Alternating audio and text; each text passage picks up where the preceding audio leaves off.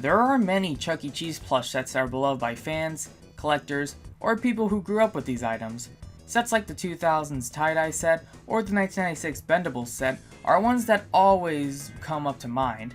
But there's one CEC plush set that I feel like is often overlooked and underappreciated. Today's video is going to be all about the Chuck E. Cheese 1994 plush set. This set was released in 1994 exclusively at Chuck E. Cheese's pizza restaurants in the prize counter. You had to win them with tickets or purchase them with cash. The characters in this set include Chuck E. Cheese, Helen Henny, Munch, Jasper, and Pasqually. This set was the first in many kinds. It was the first set of CEC plushes made by the company Dennis Fulland Inc., who still makes CEC plushes to this day. This is also one of the only plush sets to have all 5 of the main characters, and it's also one of the only plush sets to only come in one size. No medium or large size plushes were made in this set, only in the small 9-inch scale. Don't be fooled by their size though, as these are pretty solid plushes in my book. So let's start talking about this set, starting with the main mouse himself. In 1993, the new walk-around costume for Chuck E. Cheese was used in the shows. His rodent type was changed from a rat to a mouse, though to me it wasn't made official until 1994, when popular CEC voice actor Duncan Brandon started voicing the character. This plush is the first to be based on Duncan's incarnation of Chuck, even though this was the last plush to have his classic outfit. I feel like the classic outfit feels out of place for this specific incarnation of Chuck, as I always associate that outfit to the original rat look. They could have given him his tuxedo.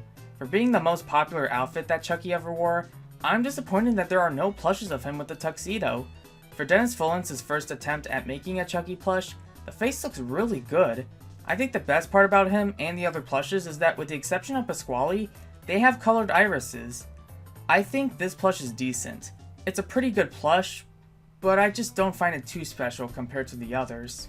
The touch tag on these plushes have the modern Chuck E. Cheese's logo in black, and have the copyright 1994 date on it. Since he's Chuck E. Cheese, this plush is the most common in the set, though he and the others don't show up frequently on eBay, so it can be difficult to put a price on them. I'd say Chuck should go for around $20 to $40. Also, please note that they were also reissued in 1996, as some releases of these plushes came with touch tags from the Bendable plush set. Next up is Helen Henny. While I think she looks a little strange, she is somewhat of an improvement over the 1992 plush. For one thing, she has hair on the top, as well as having both bows rather than one.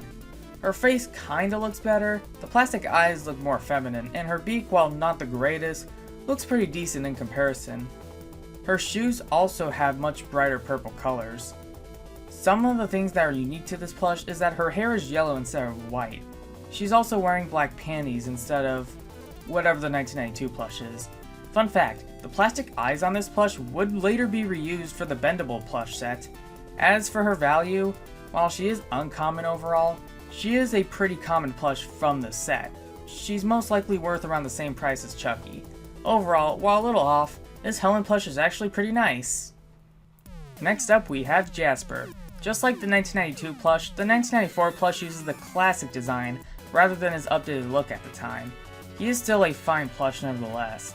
He's very similar to the 1992 plush, the only differences I could find is that he has an open mouth and the plastic eyes have brown irises. His head is also a much darker brown color. While not as good as the 92 plush, this one is pretty good overall. As for his rarity, he isn't common compared to Chucky and Helen, but he isn't difficult to find if you wait and look hard enough. His value is worth somewhere around $20 to $30. And now it's time for Mr. Munch. Not gonna lie, he is a fantastic plush. He improves the 1992 plush on so many levels. First off, his purple color is more bright and vibrant, and second off, they made his teeth look accurate. My only complaints on this plush is that he's still missing his eyebrows, and not to mention that I would have preferred his colored iris to be green instead of blue. But he is still a great plush overall. You're not gonna believe it, but he is the second rarest plush in the set. I've only seen 2 archived listings on WorthPoint, being sold around 2017. I haven't seen one on eBay yet, but I'm betting he's worth around the same price as Jasper. Time to end this plush set on a high note, with Pasqually the Chef. This plush is basically a straight out copy of the 1992 plush, only with the 1994 touch tag and differently molded plastic eyes, which is fine because he was already perfect to begin with. He's also my favorite plush in the set, unsurprisingly. Just like the 1992 plush, this one is still superior over the other characters in the set, and he's almost 100% perfect. He's also unique in that he doesn't use the same body pattern as everyone else. Because he's Pasqually, he is the rarest plush in the set. Only one archived listing on WorthPoint has survived, which is a 2018 sold date. No other photos or videos outside of this listing have surfaced. Because of this, I can't put a price on him. For now, let's just say he's priceless. Well, that's what I would have said if one didn't show up on eBay for $75. What's interesting about this listing is that the seller claims to be the original owner, who got it at Chuck E. Cheese's. Hopefully another one shows up in the future. One that's less than $75 at least. And that's the 1994 plush set. This set is pretty underrated. You have really great plushes like Helen, Munch, Jasper, and Pasqually, and Chucky's alright too. I think the reason why a lot of people don't talk about this set that much could just be due to how uncommon these plushes show up on sites like eBay. This set is sort of like a remake of the 1992 plushes, as they both have things in common in one way or another, and I think these plushes are worth tracking down if you find them for a good price. We need to stop overlooking this plush set and appreciate its charm. This is a pretty good set of plushes, and one that will keep popping up once in a while.